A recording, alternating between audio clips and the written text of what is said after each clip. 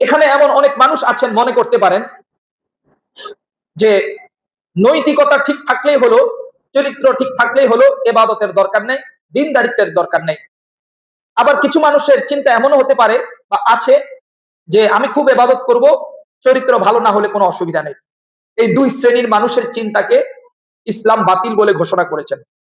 যারা বলে নৈতিকতা, চরিত্র, ক্যারেক্টার থাকলেই চলে, ইবাদতের দরকার নেই, দিনদারিত্বের দরকার নেই, তাদের চিন্তাও ইসলাম বাতিল ঘোষণা করেছেন।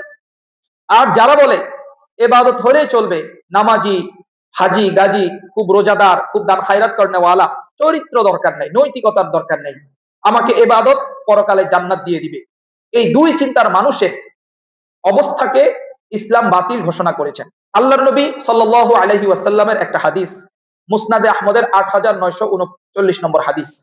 আল্লাহর নবী বলেছেন, ইন্নামা বুইসতু লিউতাম্মিমা মাকারিমাল আখলাক।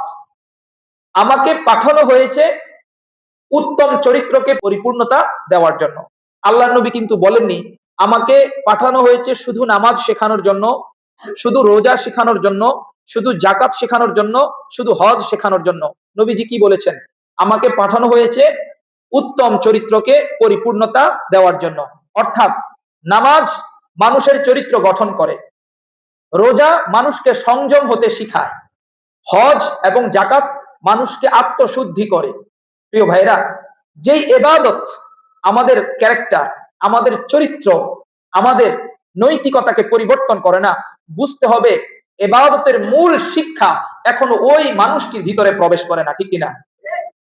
ইবাদতের মূল শিক্ষা যখন কোনো মানুষের ভিতরে প্রবেশ করবে, তখন কেউ প্রশ্ন করবে না অমুক নামাজ পড়ে এখনো সুদ খায়, আছে না নেই? অমুকে হজ করে এসেছে কিন্তু এখনো বেপরদায় চলাফেরা করে, আছে না নেই? অমুকে মসজিদের সভাপতি, মোতোয়াল্লি, মসজিদের কমিটির দায়িত্বে আছে কিংবা মাদ্রাসার দায়িত্বে আছে, কিন্তু সে তার ছেলের অথবা মেয়ের বিবাহ অনুষ্ঠান করেছে সম্পূর্ণ বিজাতিদের কালচারে, বিধর্মীদের কালচারে। এরকম কথা বলে কিনা? যদি ইবাদতের মূল শিক্ষা ওই মানুষটার ভিতরে প্রবেশ করে, তাহলে এই প্রশ্ন করার আর কোনো সুযোগ থাকে? সুযোগ থাকে না। ভাইরা আমার, আমি আপনাদেরকে একটা ঘটনার দিকে নিয়ে যাব, যে ঘটনার মাধ্যমে আপনারা পরিষ্কার হয়ে যাবেন ইবাদত যথেষ্ট নয়, নৈতিকতার দরকার আছে। আপনি নফল ইবাদত করেন, নামাজ পড়েন, আওয়াবিন, ইশরাক সব পড়েন, নামাজ পড়তে পড়তে আপনার কপালে কালো দাগ পড়ে গিয়েছে, আলহামদুলিল্লাহ, আপনি হাজি সাহেব, গাজী সাহেব, অল ওভার আপনি ঠিক আছে, কোনো অসুবিধা নেই, আপনার ইবাদতকে আমরা স্বীকৃতি দিচ্ছি। এখন আপনার চরিত্র পরিবর্তন হয় না। এখন এর মূল্য আল্লাহর কাছে কি? খুব খেয়াল করবেন, আল্লাহর কাছে এর মূল্যটা কি?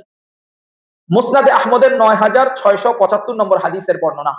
আবু হুরায়রা রাদিয়াল্লাহু তাআলা আনহু বলেন যে একজন ব্যক্তি আল্লাহর নবীর কাছে এসেছে, এসে বলল, ইয়া রাসূলুল্লাহ, একজন মহিলা নামাজ পড়ে, রোজা রাখে, সাদাকাহ করে, অন্যান্য নফল ইবাদত খুব বেশি করে, কিন্তু তার জবান দ্বারা তার প্রতিবেশী কষ্ট পায়। খুব খেয়াল করেন মুরব্বীরা, যুবক ভাইরা, খুব খেয়াল করেন, তার জবান দ্বারা প্রতিবেশী কষ্ট পায়, আত্মীয় স্বজন কষ্ট পায়, অন্যান্য মানুষরা কষ্ট পায়। ওই সাহাবী জিজ্ঞাসা করলেন, ইয়া রাসূলুল্লাহ, এই মহিলার ব্যাপারে আপনার মতামত কি? আল্লাহর নবী বলেছেন, হিয়া ফিন্নার, সে জাহান্নামী। সে কি? জাহান্নামী। আরেকজন মহিলার কথা ওই সাহাবী উল্লেখ করলেন, ইয়া রাসূলুল্লাহ, নামাজ পড়ে, রোজা রাখে, সাদকা করে, তবে তেমন নফল ইবাদত তার জিম্মায় নেই, শুধু ফরজ সুন্নত গুলো, ওয়াজিব গুলো আদায় করে, কিন্তু তার জবান দ্বারা মানুষ কষ্ট পায় না, আত্মীয় স্বজন কষ্ট পায় না, প্রতিবেশী কষ্ট পায় না। আল্লাহর নবী বলেছেন, হিয়া ফিল জান্নাহ। সুবহানাল্লাহ বলবেন না? সে হচ্ছে জান্নাতি। সে হচ্ছে কি? জান্নাতি।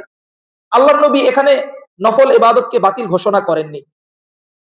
আল্লাহর নবী পরিষ্কার করে দিয়েছেন, ইবাদত নৈতিকতা ছাড়া, চরিত্র ছাড়া আল্লাহর দরবারে কবুল হবে না। তাহলে এবার বুঝে থাকলে বলুন, অনেক নামাজি কিন্তু তার হাত দ্বারা, তার জবান দ্বারা, তার আচরণে, তার কথায়, তার লেনদেনে মানুষ কষ্ট পায়, সে কি জান্নাতি না জাহান্নামী? তাহলে নৈতিকতার প্রয়োজনীয়তা আছে নাকি নাই? কতটা প্রয়োজন এবার বুঝে আসছে তো। গোটা মুসলিম উম্মার এই অধপতনের অন্যতম কারণ হচ্ছে মুসলিম উম্মাহ নৈতিকতার দিক থেকে জিরো। নৈতিকতার দিক থেকে কি ভাই? জিরো।